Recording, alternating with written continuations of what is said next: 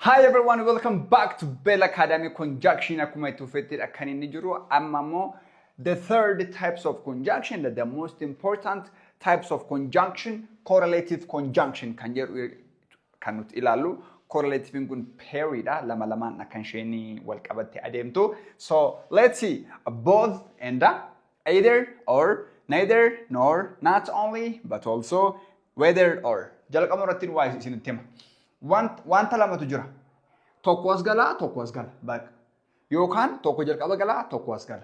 Both and dan walitti aanuu danda'u. Either or neither nor walitti aanee dhufuu hin danda'u. Fakkeenyaaf both and daratin isinitti hima. Amma intalattiin cimtuudhas smartidhas yoo jenne that means hard workidha jabaattee hojjetti sammuus qabdi smartidha yoo jenne she is both smart and hard working. Isheen hard working jedha nama jabaattee hojjetudha akkasumas smartidha.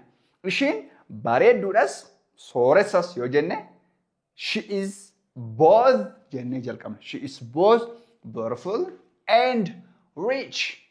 Inni bareedaadhas sooressas yoo jenne warra dhiiraa akkanum komannetti he is both rich and handsome.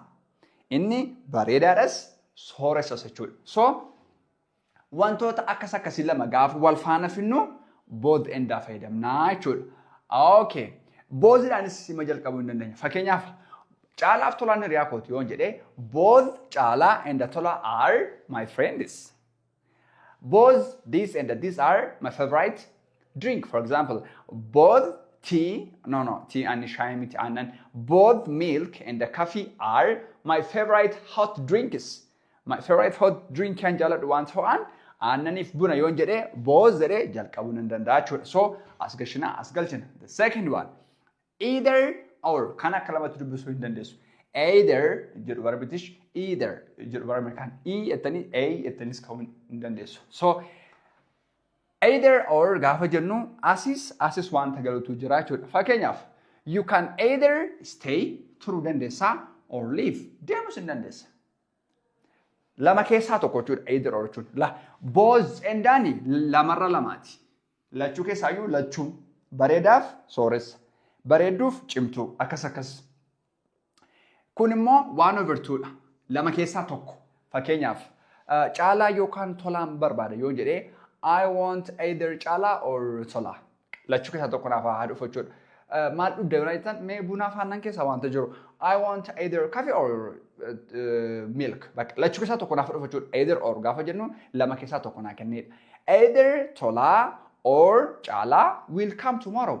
Bor Chalaaf Tola keessaa namni tokko dhufa jechuudha. Either or gaafa jennu wanta lama keessaa tokko jechuudha. Lamaan sheemmoo zero kan godhu neither noridha. Zero irra lamaan saayyuu miti jechuudha. Fakkeenyaaf anamma birrii sin qabu yeroo sin qabu. Kun hojii seexanaati. Namni wayi tokko dhabamtire yoo yeroo qabaate birrii argata kan nama bira nama yeroo dhaba. Garuu lamaan san qabu taanaan kun wanta biraa. I have look asittama isti akka sadame birrii yeroo sin qabu gaafatan neither nor fayyadamtanii I don't have neither minaminitu meejedhame 1 2 3 4 5 asitti negative hin galu. I don't have neither this nor this jechuu hin dandeessan. I have qaba neither gaafatan negative hin dhufe. Neither money nor time. Yeroo sin qabu birrii sin qabu jechuudha. Fakkeenyaaf bunas shaayii sin jaalladhu yoo jedhee I like it hin jalqaba. I don't like hin jedhu. I like neither coffee nor tea. Bunas shaayis hin jaalladhu jechuudha. Ishi caalaas tolaas hin agarree dhisti.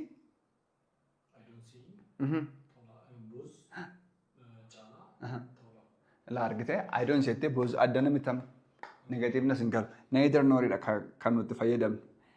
I see past immoo gonaga I saw argeera neither Tola nor Chala. Meet jechuudha. Lachuu meet amma neither nor wal faana wal harkifattee deem. Both neither immoo lachuu meet zero irra lamaati.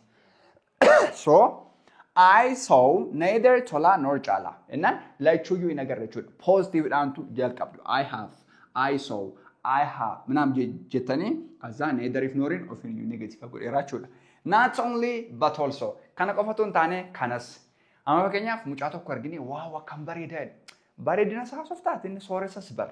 He is not only handsome but also rich soresas intalli wergini abeet akka makasheen bareedu dubaadhaat smart dha. She is not only beautiful but also smart.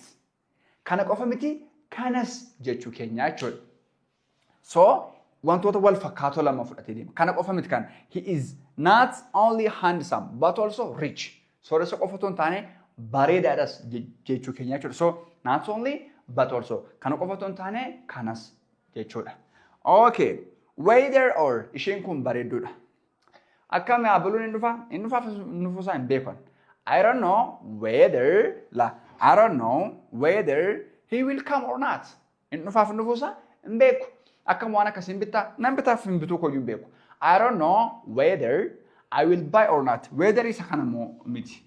This one whether inni kun haala qilleensaa jechuudha. Inni kun immoo whether or isa kana. Yoo akkas ta'eef yoo akkas ta'e seenuudha. Inni kun haala qilleensaa climate-dhaan wal qabatudha. So I don't know whether he will come or not.